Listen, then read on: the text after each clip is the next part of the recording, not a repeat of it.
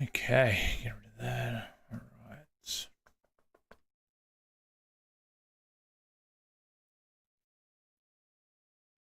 All right, let's rock and roll.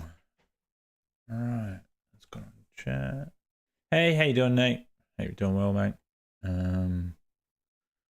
Nice sunny Wednesday wherever you are.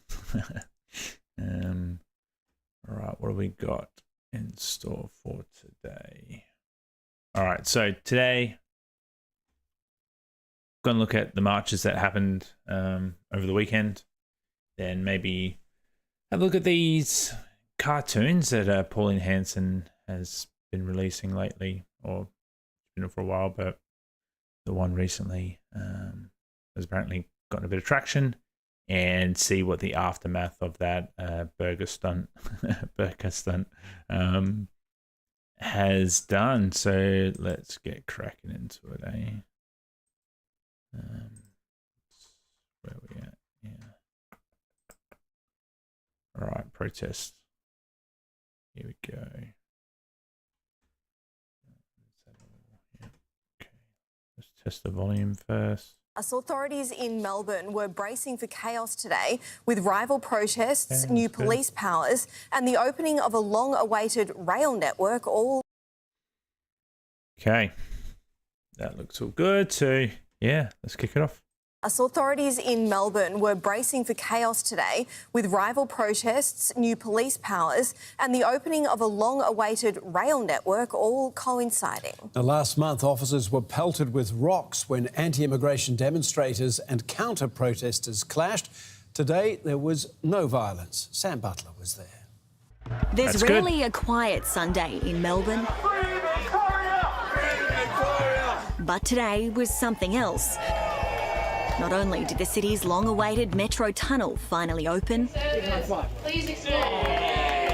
Amazing. Anzac Station, here we are. With thousands flooding train stations to give it a whirl, fresh policing powers came into force, giving officers the ability to conduct warrantless pat-downs across the CBD. Throw in two competing rallies, and you've got a melting pot of mayhem for authorities. We're out here because it is long overdue for putting Australia first and putting our people first. And the only way that changes is not from the people on Spring Street, but from each and every one of you here today. So make some noise for the person standing to your left and to your right and all around you. Anti-immigration protesters descended on the city's centre, demanding a free Australia, an end to what they claim is an overwhelming number of permanent international arrivals. Why do you see it as such a big problem? Because they're bringing them in and it's not sustainable.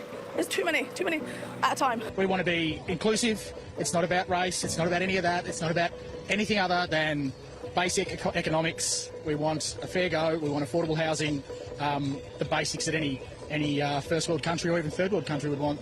Stop, at least for a few years, because they've got no idea who they've let in here. We will take our country back, but it's going to take a group effort. This couple...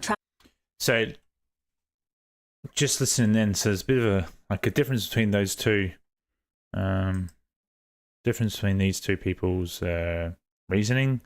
This guy, he did, bring up the affordable housing, and then this guy here brought up, stop it for a few years. Okay, that's good.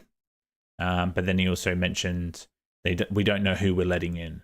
So those are kind of like two different arguments. To kind of, when it comes to immigration policy, what I think is really, really important is we've got to understand specifically what people want and why they want it, because those are two very, very different like problems to solve, and they're also two different solutions. So when we're all sort of marching under the reduce mass immigration, then we sort of need to be all aligned in terms of why we're doing it and what we want achieved. Otherwise, I said this in my comments, like on one of the previous videos I did, had a discussion with the guy. And the point I was trying to get across to him was that if everyone's just sort of protesting and saying something, like the politicians sort of need, like if you want them to take something to Parliament and actually make some changes to law, which is what we want to do in terms of the immigration policy, then we need to actually know exactly what we want. And then they've got to know that whatever they bring forward to the public, that they're going to have enough support in order to be able to make those changes too. Like they can't just willy-nilly start making these sort of decisions and have like no support behind them. So that's sort of why I'm trying to get to the why I'm sort of very, very specific on what people really, really want and why they want them. No idea who they've let in here. We will take our country back, but it's going to take a group effort. This couple travelled from Queensland Basically, we don't feel safe anymore in this country and we just want our freedom back. to see their idol take the stage. See, safety and freedom. You know, is that really an immigration problem? You know, that you can have some streets around here that, you know, they're not safe. There's, you know, a lot of, you know, Australians commit crime, and a lot of Australians, you know, make it like it wasn't exactly safe in every single, you know, suburb in, you know, where I grew up when I was younger. Had nothing to do with immigration and freedom. Does that have anything to do with immigration? So we kind of need it. I'm just trying to say, like, well, let's start getting really specific about why we are, you know, attending these protests and what message we want to be sending. Senator Pauline Hanson. You have no idea how proud you make me feel. It breaks my heart to see the division that is happening, the division especially that is happening in this state. It didn't take long to see that division on display. The scuffle broke out when a counter-protester interrupted Senator Hanson's speech with a loudspeaker. She was one of a handful of people to be hauled away and ordered to move on by police. They had feared the anti-immigration activists would clash with a counter-protest staged at the same time just a few streets over. Protesters there claimed to be marching against racism and fascism. There's people out. Or at least had the little fisticuff, sort of, not fisticuff, but didn't, you know, spark into more violence, which is good. So it sounds like the police did a really good job at, you know, maintaining that. And hey, if, you know, it was probably a very charged anti-mass immigration rally, like those sort of people. So, you know, good on them for, you know, not adding fuel to the fire too. So, like for how it went, it sounds like it was handled pretty well. Unite to fight the right, campaign against racism and fascism.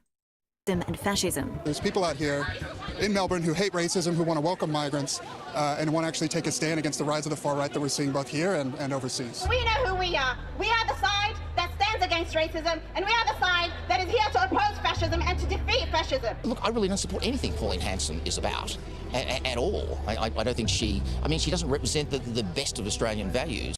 I mean, and to be charitable, these kind of you know, messages too, like, you know, they have to do the same thing. Like, they have to sort of specify what specifically is racist about, you know, what the other side is doing. What is what specifically is the other side doing that you know, enables them to be called fascists? Like, the same sort of, it goes both ways. So, you know, they also need to be quite specific as well in terms of what, like, why they're making those claims too.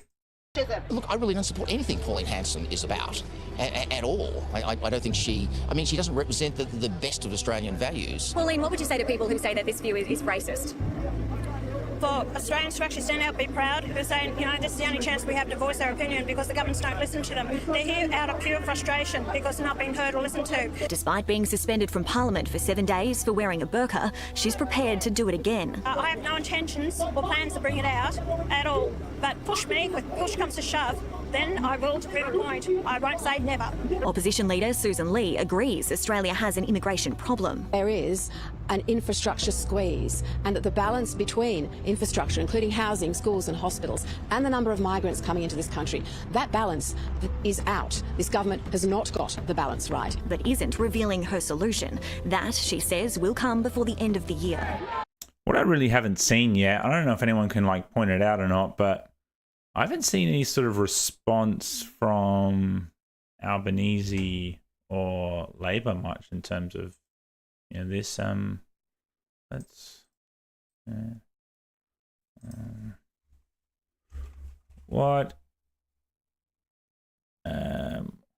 what is Anthony Albanese's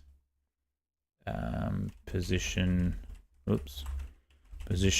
on the March for Australia and anti-mass immigration rallies? Okay, I remember that one. That one was just basically saying he doesn't stand for anti-Semitism and stuff like that, which didn't get taken very well.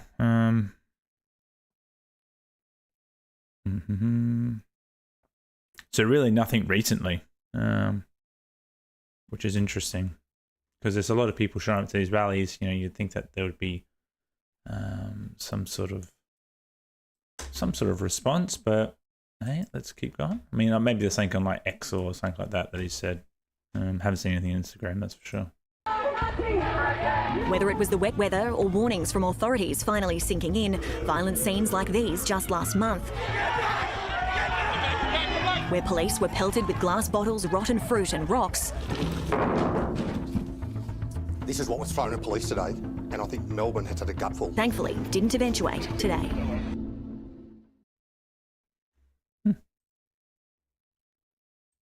Well, that was pretty tame. It was just good. I wonder how many people actually showed up. If anyone knows, how many people showed up to the anti-immigration rallies? Was it like November? What was the date?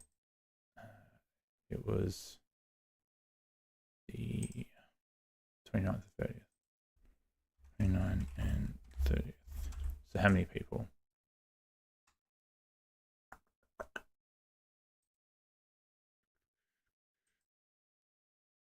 Was this one just like not really? Oh, here we go.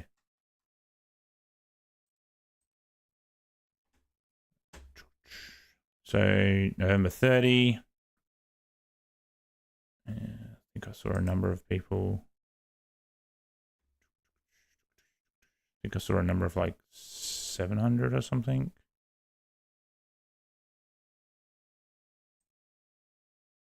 Damage the lawn, Jesus. What was it? Did I see 700? Yeah. The Port Australia First demonstrators numbering around 700, according to Victoria Police estimates assembled. Okay, about 500 counter-protesters had earlier gathered at the library. So this is nowhere near the thousands and thousands of, over tens of thousands of people for the other one. So I wonder why this one didn't have as much traction. Not organized as well. It was a bit last minute. Different people organizing it, I think. I wonder why it didn't have as much of a backing. All right. Let's see what 9 News It's interesting that there was a counter rally naturally, Louise, but I think crowds for both sides were down due to the awful weather in Melbourne yesterday. It was raining and freezing. Oh, no. How do you see, though, the rise of this anti-mass migration movement? It's not just here in Melbourne, it's evident in many parts of the country. Yep, that's right. In a way, I don't think Pauline's rally was the problem. I think it's more a symptom of how we discuss these things in Australian society. I mean, her broader point about new arrivals and how we integrate them, this is a discussion we can't seem to have without, protests and mudslinging and, the insults that were slung at Pauline herself on Sunday. And it's a real wasted opportunity because, as you say, there was... Actually, I take that back. That weather looks like absolute dog. Insults that were slung at Pauline herself on Sunday. And it's a real wasted opportunity because, as you say, there was both sides of the immigration debate in the Flagstaff Gardens, and we didn't have any meaningful dialogue between them. We just had the protests. So, and also I think Pauline speaks for a lot of the quiet Australians who don't feel they can ask questions about how migration affects us and how mass migration in particular affects us because they're worried they'll be labelled as racist. They're too scared to articulate those thoughts. So we have Pauline, in a way, trying to address that for them. I very much agree with what she said just there, because even in I think what a big problem is, and I see this in the comment section in my videos, right, is we have, people do want to sort of say, hey, the type, because most people, like in my comment section, I always say to them, what specifically do you want changed in the immigration policy, and like what is it about immigration that you don't like, or et cetera, et cetera. And I'd say a good majority of them is specific against like Muslims or something like that. And it does end up coming down to, a race portion or where a person's from specifically, and how that is kind of impacting the Australian culture. So, and then when I put pressure on them to sort of say, okay, like, do you want to deport, or do you want to basically put a ban that targets that group of people? And then if they end up saying yes, and then you start to mention, well, then this means that we have to have a huge change to, or like an amendment, repeal, all this sort of stuff to like the Immigration Act, immigration policy, the Racial Discrimination Act. It's going to, basically go against a lot of UN treaties and things like that. And then it ends up exploding into this thing. And then what I'm finding is most people aren't willing to actually put the last sort of bit and to say like, yes, that is what I think needs to happen. And, or like, yes, we need to target this specific group of people. And I dare say that is because they don't want to fall into this category of being called, racist and that, even though like the intent is probably, just coming from a very genuine, like Australian genuine perspective. And I think that is very, very difficult. So I could see what she's saying here is very warranted. And I'm sure there's like a lot of people that are very scared to basically express how they feel about it, because you do have another side that is going to get quite extreme in terms of like make an assertion of what people mean by that. And I think it's a very, very grey area, but this is where like our politicians need to take leadership and basically, begin to, or like other sort of like group leaders in that, like, Scott Challen's doing it. He's doing a good job about it. Pauline Hanson's doing it. We've got these leaders who are going to like probably say these things, and then they will take the front. So yeah, I think what they're saying warranted, and I feel like if people feel this way, that is also warranted too. Now, it's been revealed that more Australian children than ever are being diagnosed with autism, with a 35% surge in just the past 4 years. Analysis of data from the National Disability Insurance Scheme, NDIS, shows more than 220,000 children around the country with an autism spectrum disorder diagnosis receiving financial support through the NDIS. We now have 1 in every 27 Australian children diagnosed with autism. That's higher than New Zealand, higher than the United States, and just about every other country around the world. Louise, I can't understand why the rate of autism in this country is almost double that of Canada. I mean, what are we doing here? Well, what are we doing? That's the big question, isn't it? Are we diagnosing more, or are we diagnosing better in a way? I mean, if we are diagnosing better and there are children in the system who are now going to be helped and we have the capacity to help them, then that's one thing. But if we've got parents who feel unless they put a label on their child, they won't get any support, and they go down that road, then that may sort of suggest why the numbers are so high. And I think we're quite unique globally in the way we do assess this for our kids. As you say, we've got double the rate of Canada because they clearly have a different system there, but we don't want to incentivise people to... Oh no, we have to double the rate. Just because we have double the rate of Canada doesn't mean that,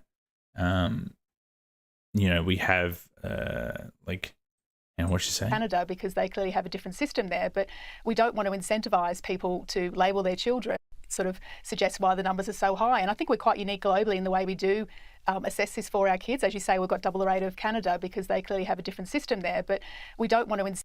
No, because then that implies that, maybe we could still have a better system than Canada and still have double the rate of kids who, are diagnosed with autism. We like you sort of said before, like we could have a better system, and we literally just could have double the amount of kids with autism. Like we don't know. Like that's a lot of nuance in all of this. Is just because we have double the rate doesn't mean that something's wrong. Incentivise people to label their children and set them on the path of autism if it's not accurate. But if the funding is dependent on that, you can see why some parents take that route, and some healthcare workers as well. Adam, I think Louise has hit the nail on the head. Are we incentivising autism being diagnosed? Because once you have that diagnosis, the family has access to a range of services and benefits through the NDIS. And there are doctors who perhaps, if it's a borderline case, they will go with that diagnosis because they want that child to have access to those benefits. Of course, and if that doctor says no. Are there even cases where, you know, families are abusing this system, like they're making out like their kids have autism such that they can, you know, get these sort of benefits? That seems a bit extreme. Oh, the parents will find some other doctor that says yes. That's exactly the problem. I mean, the NDIS is creates a huge incentive to be classified as disabled. I mean, in the 3 months from the end of June to the end of September, the number of people on it increased 5% to 751,000 people. Right? Wow. So this was a scheme that was forecast to have a few 100,000 at most on it back when it was first proposed 10 years ago. And now we're coming up to 1 million, right? I joked on social media, by the end of next year, can we have 1 million disabled people in Australia? We are certainly on track to have that. Now, whether they are really disabled or not is another question, right? But certainly on paper, we will have. As is often the case with Labor, I've got to choose my words carefully here, they come up with a scheme that's actually worthwhile and important in the way it's initially presented, and then it morphs into something entirely different. Now, for people who've got profound disabilities, who've had that terrible misfortune... Okay. Let's see what's going on here. They claim that parents are taking advantage of their NDIS for autism diagnosis was the subject of debate, with some sources suggesting that the NDIS is currently the main, often only avenue for accessing necessary support due to a broken system, while others point to a rise in costs and a government plan to shift children with mild to moderate conditions to a new program. The government is working to address these issues, and the NDIA has zero tolerance for fraud and is improving integrity measures. Arguments against taking advantage claim. Lack of alternatives. Many disability advocates argue that NDIS is the only place for families to turn to with existing health system fails, when the health system fails necessary support for our children. Misleading reports. Disability advocates have called claims of parents pursuing autism diagnosis for financial gain misleading and unhelpful. Focus on support. The NDIS is intended to provide support, not financial incentives. The funding is based on individual support needs and progress goals. Concerns and costs. So rising costs. NDIS is experiencing or has experienced soaring costs, and the government is exploring ways to curb this, including making changes to eligibility criteria for children with autism, diverting children. The government plans to move children with mild to moderate autism and developmental delays out of the NDIS into a new program called Thriving Kids to improve the long-term sustainability of the scheme. Government response. The government has assured that those with permanent autism who need NDIS support will remain on the scheme. Okay, so this doesn't sound like there's actually any cases that I can see.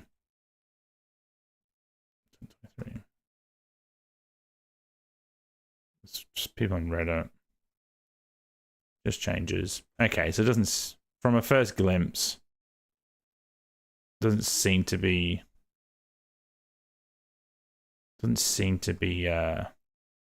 any extreme cases thus far.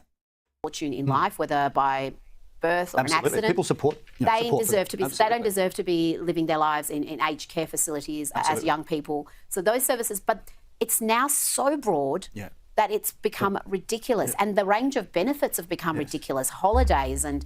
Up until recently, sex workers were part of the deal. Well, the total cost, just so your viewers know, I mean, within a few years, it's going to be greater than the armed forces. It's going to be about $60 billion a year. So, I mean, we have created a monster, really. And the sad thing is, neither side of politics really wants to talk about it because it's very awkward. And frankly, both of them have set it up this way. That's it. And this is what happens when the Conservatives in this country are too gutless to have the difficult discussions. It gets away from you and it becomes so much harder to reel these things back, because if you do try to do that now, you're going to have every sob story in the No, the National Disability Insurance Scheme does not pay for the holiday itself, but it can fund necessary support during a trip, like support worker accessibility, equipment hire if they, NDIS does not cover cost of flights, accommodation, food, leisure activities, which are considered personal holiday expenses. So what's the case that she just referenced before about?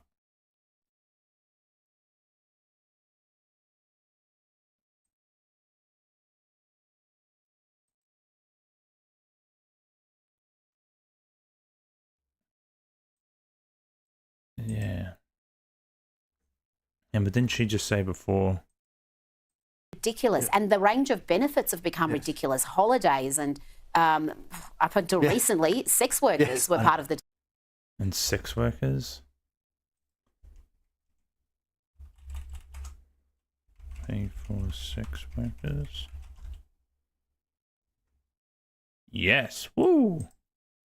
Here we go. In the past, some participants had NDIS funds used for sex workers after a 2020 federal court ruling found the services could be reasonable and necessary for certain individuals.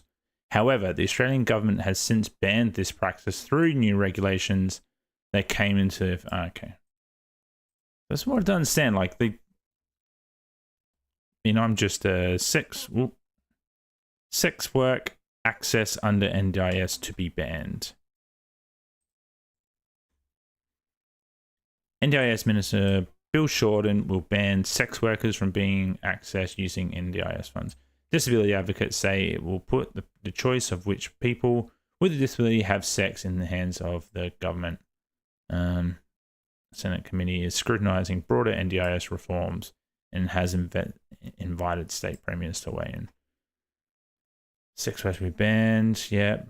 The decision to exclude sex work has prompted deep concern from the disability sector, who warn it will rob participants of free choice and could be a sign of a broader tightening on what participants can access. We'll rule it out. Yeah, we'll rule it out. It's just not a sustainable proposition. It doesn't pass the test, does it? Mr. Shorten said. That was in 2024. Yeah, right.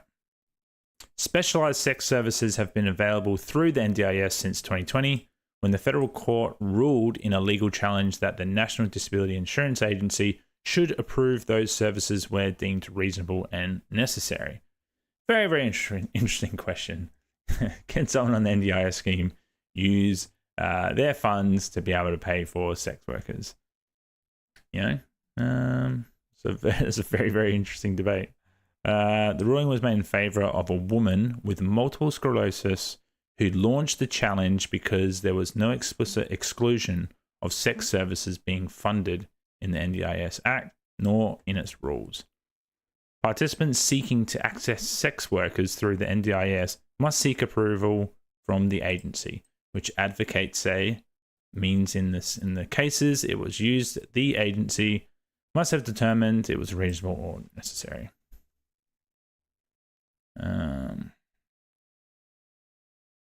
Changing this law would mean that you're now actually having the government choose whether some people with a disability are having sex.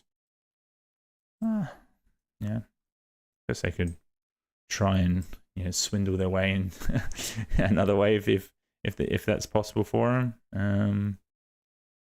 Said the sex worker ban would leave the government choosing. Yeah, okay. All right. NDIS sex work. Oh, okay, I'm getting too deep into this. Fair enough. Okay, so claim was right there. Deal. Well, the total cost, just so your viewers know, I mean, within a few years, it's going to be greater than the armed forces. It's going to be about $60 billion a year. So, I mean, we have created a monster, really. And the sad thing is, neither side of politics really wants to talk about it because it's very awkward. And frankly, both of them have set it up this way. That's it. And this is what happens when the Conservatives in this country are too gutless to have the difficult discussions. It gets away from you and it becomes so much harder to... I mean, this just is... political. That's not right, to prove... Let's get back on track. One Nation leader Pauline Hanson has delivered a brutal sledge to Victoria when heckled at a Melbourne protest calling for an end to mass migration. She and other Put Australia First protesters found themselves the target of anti-racism protests where some demonstrators tried to start fights. Melbourne CBD once again brought to a standstill. Police formed hard lines of defence. Mounted units patrolled the fringes, while riot units waited on standby as megaphones echoed between high-rises. Police were prepared to ensure the protest would not see a repeat of ugly scenes from the October 19 rallies. Today, the Put Australia First rally started at Flinders Station. Counter-protests at the State Library, the police in the middle. Protesters making their voices heard. We just want our country back. We want to see limited. We're not against anybody. We want to be inclusive. It's not about race. It's not about any of that. We want everyone to know that they have a place of belonging in the story of this country. There's legitimate discussion surrounding immigration, but that is in regard to numbers, of course. But I think the other group, I think that spills over into racism, which I think is outrageous. One Nation leader Pauline Hanson making an appearance, calling for less division in the country. We are all Australians together. I welcome those people that have come here to find a new life for themselves and their families and future generations. They've worked hard to be part of this great nation, and it breaks my heart to see the division that is happening, the division especially that is happening in this state. Protesters who opposed her views were quick to be escorted out of the rally. I'm not from Victoria, and to tell you the truth, I don't want to move to Victoria. I'll stick to Queensland, thank you very much. And it took a massive security escort to take Ms Hanson safely away from the venue.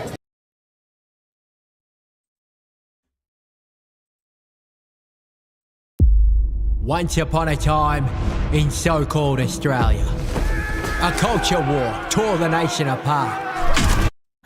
What's with the lisp and the voice? That's not... Once upon a time in so-called Australia, a culture war tore the nation apart. And somehow, the lefties won. And I should know, I'm the Prime Minister, Elbow. This is my land. Good morning, fellow white straight males.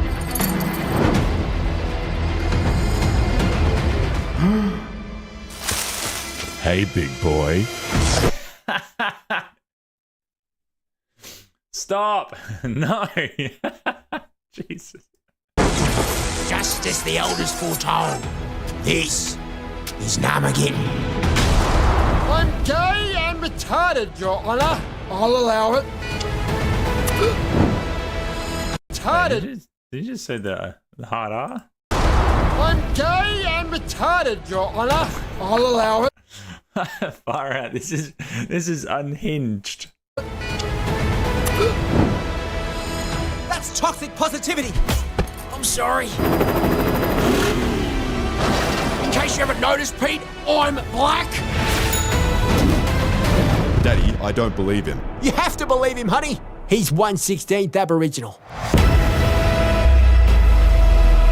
Wait, what if someone sees us? Let the cookers watch.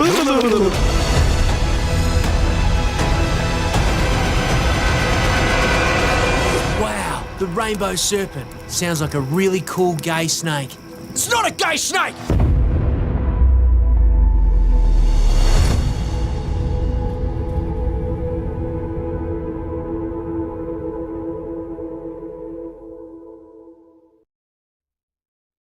That can't be real.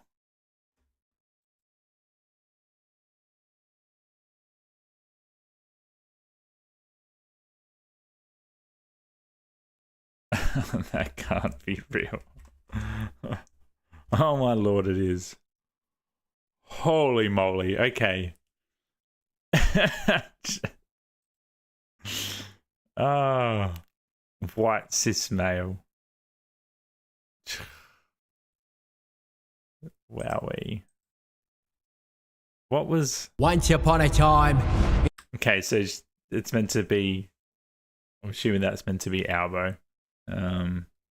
That makes sense. In so-called Australia, a culture war tore...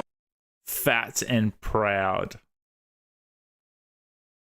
I like... the amount of like the extremes sort of picture that's painted of like lefties. I don't see it. Like when I go out in Gold Coast, in Brisbane, there's just like this like perception or like this presence of like hardcore lefties and like all these like, you know, all like the hair color sort of things and like the fat and proud and like these sort of like expressions. It's just not there. Like I don't see it. Like like, I don't know what it's like in Sydney and Melbourne, maybe, but like, I don't, definitely in Adelaide, like, I don't see it. Like, I've been to both, and I've been to Darwin a lot. It's just not there. So I don't know where they're coming from in terms of like, they think that this world is just hardcore run by these very, very extreme leftists. I don't like, and I don't think it's going that way either. The nation apart. And some. And like the flag burning thing, like that happened, like it's a very, very small, very, very small group of people that even engage in that behavior that I see. I mean, like, you know, obviously can't know everything, but like that I just don't see like it being that big, like having that big of a presence in Australia that it's super alarming and we're getting like taken over. Like, it's just, I don't think it's going that way either. How the lefties won. And I should know. I'm the Prime Minister. Elbow. This is my land. Who's that meant to be? It's my land. Good morning, fellow white straight males. White straight males.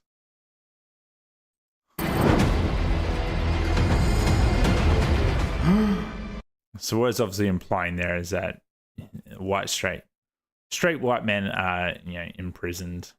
Yeah. Hey, big boy. Just as the elders foretold, this is Namageddon. I'm gay and retarded, Your Honour. I'll allow it. The snipping. I wouldn't pick up on that at first, but yeah, snipping of the trans. That's toxic positivity. I'm sorry. In case you haven't noticed, Pete, I'm black. Daddy, I don't believe. Just for like identity stuff. Oh. Believe him. You have to believe him, honey. He's 1/16th Aboriginal. Jesus. Wait, what if someone sees us? Let the cookers watch.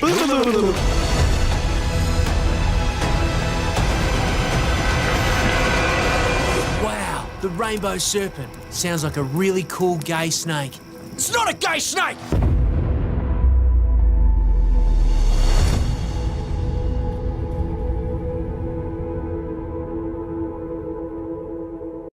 Okay, who is gonna watch that? I feel like it's so extreme. It's so unhinged. I can't believe this is a thing. I mean, I guess it is like she's like taking like some parts of obviously, you know, maybe taking like a South Park influence and, you know, applying it to Australian culture. There's probably a growing market there. So she's I just I can't believe this is happening. Number 2 on movies trending. What are people saying about it? I 100% support this. Australia has lost its mind. I'm in line already. About time Australians start seeing the truth and the reality instead of this fake paid, or the fake paid by politicians, MSM, misinformation, disinformation, propaganda, lies. See, I would say that like there's a part of this that is, it's painting this picture that, you know, Australia is this like extreme leftist run place where like, you know, you can't go anywhere without there being like rainbow flags and, you know, transgenderism and gender identity issues. Like, it's just, it's so not like it's. Like I don't even know how many people in Australia. Oh, hang on. How many transgender people are there in Australia? So there's less than 1% of the population aged 16 and over are transgender or gender diverse. This estimate includes trans men, trans women, and non-binary people, according to the ABS. So less than 1% of people is what this is targeting. So like, it's just not. It's like a minority of a minority of a minority. Like it's. How many likes has this got? It's almost got 100,000 views. Some K.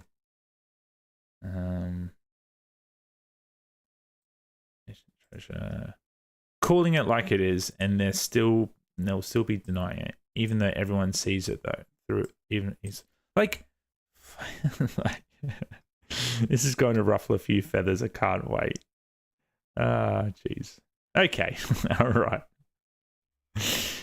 Oh man, I can't wait to cover that on stream. Jeez. Is this a different? Once upon a time. Okay, it's the same one. Comments are turned on. I'm banking on the popcorn. Oh, gee. I let my 14-year-old watch also. Yeah, okay. All right, let's see what's happened with the burqa stuff. Well, residents in one of Australia's largest Muslim communities have reacted to Pauline Hanson's burqa stunt in the Senate. The One Nation leader was suspended from the chamber for a week for the stunt. Pauline Hanson appeared in the Senate wearing a burqa on Monday after being denied leave to table a bill to ban burqas and full face coverings. And it wasn't the first time. She performed the same stunt back in 2017. Maybe just because of drama, it's a bit old, I think she really didn't have a purpose. She was just trying to get some attention at the end of the day. The One Nation leader says the burqa is an oppressive, radical, non-religious head garb that risks our national security. But the impact of the stunt is being felt far from Canberra. Residents spoke to Sky News on the streets of Lakemba, a suburb in Western Sydney with one of the country's largest Muslim populations. Is it disrespectful? Is it racist? Why? I can't say racist or something, but it's irrespectable. Yeah, because I just came from overseas, to be honest. I just saw it on the news. I didn't like it because, It's interesting that he said, he doesn't find it racist, but it's disrespectful. It's interesting that he said that. Whereas when you kind of look at it, I'd say that a lot of other people would find it racist. So, but obviously, I think it's actually quite and the way he said it was very something, but it's irrespectable. Kind of says it very sincerely too. Yeah, because I just came from overseas, to be honest. I just saw it on the news. I didn't like it because, it's big Muslim community here in Australia.